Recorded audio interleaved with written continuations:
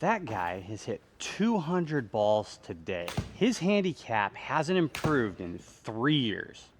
That's not bad luck. That's what happens when you confuse just hitting balls with actual golf practice. Every ball you hit out there without a plan just grooves in your bad habits. You're not going to get better. You're getting worse and don't even know it. Today, I'm going to give you my 4-step tour level practice framework. 30 to 45 minutes, 0 wasted reps. This is going to change your game forever. Let's go. There's a neuroscience principle called myelin sheathing. Every rep you take, good or bad, wraps another band of insulation around that neural pathway. 200 bad shots ingrains that forever and you can't break the habit. Random ball hitting is comfortable. You think it's work. You feel tired, your hands ache, blisters on your fingers. You feel like you're getting better, but really you're just wiring your nervous system into hitting bad golf shots with no end in sight. The best players in the game may spend more time practicing, but I guarantee you they hit fewer balls. The worst players hit the most balls and nothing changes. Which one shoots lower scores? My 4-step framework is what I use myself and for my students to assign practice every single day. Those 4 steps: diagnose the problem and set the goal, structured warm-up with intent, reps with video analysis, finish with a game that simulates the pressure from the golf course. If you follow this framework, you're going to stop wasting time and money and actually start practicing in a way that lowers your scores. How to set your goal. Everything in golf comes down to 3 fundamentals: low point control, hit the ball far enough to play the course, and control your curve. Everything else in golf is a variable built around those 3 main fundamentals. If you looked at your last round of golf and said, I was just hitting it horrible that day, couldn't make contact with the ball in the same spot every time, there's your answer for your goal. Everything for that practice session should be around low point control and hitting the ball in the center of the face. If you were slicing it all day long, or especially as you got late in a round, there's your answer. Everything you work on that day should be to stop slicing the ball, hit the ball straighter, or even start learning how to draw the ball. Man, my distance control sucked. I kept trying to hit this club. I normally hit 160 yards and it was only going 150. Now you have your goal for the day. Let's work on distance control. Make sure that I'm swinging the club at the speed I need to play the quality golf that I want to play. If you're new to golf and have never played before, or you just haven't played in a long time and you're returning to golf and you don't have any data to go off of, start with my 5-ball diagnosis routine.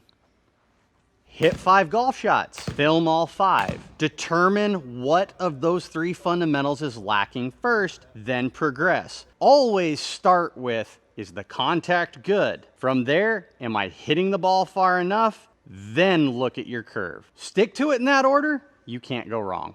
Dynamic warm-up.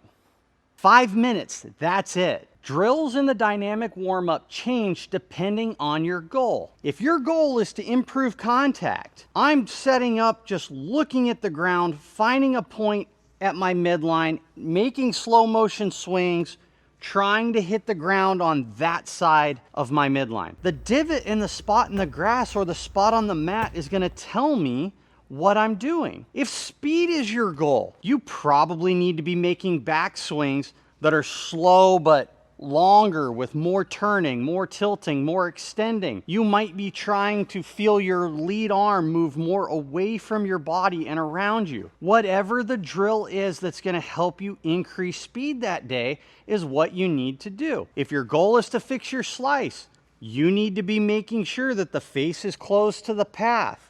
The path is more inside out. The follow-through path remains inside out. If your goal is to fix a hook, you've got to make sure that the face is staying more open in your practice swings and that your arms are tracing the arc around your body. I love to do this without a golf ball, just rehearsals. This is building in everything that I want you to do. If you hit a golf ball, you're hitting it slow motion. I want just movement, but movement with a purpose. Real quick, if you guys go to my playlist, I have a playlist full of drills built on each dynamic fundamental. Low point control, club head speed, curvature. Watch those videos for the drills that you need to be doing during your dynamic warm-up and through your practice session. Now it's time to hit some golf balls. With one catch, every ball you hit, you need to film, whether it's from the side view down the line or face on in front of you. You hit a shot,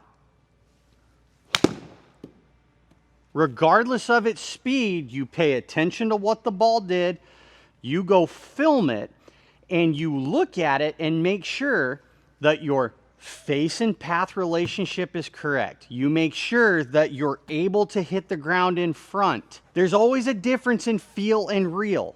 What you feel is not always what happens, and it can lie to you. This is not over-analysis. This is practice. This is how the human brain works. We are very visual learners. Film yourself in slow motion using your phone, or get an online coach analysis app like OnForm. You can film yourself in slow motion. You compare it to that of Tour Pros, so you can actually see that you are making reps properly. When doing this, I want 30 to 50 intentional reps. Make it deliberate. Hit a shot, make 3 to 4 practice swings in between. I can hit 50 balls in 45 minutes and get more out of it than hitting 500 over the course of 3 hours. All that's going to do is wear me out. I'm not going to be able to recover, and the next day I may not even be able to make the same golf swings because I'm so exhausted mentally and physically. My favorite part of practice is the end.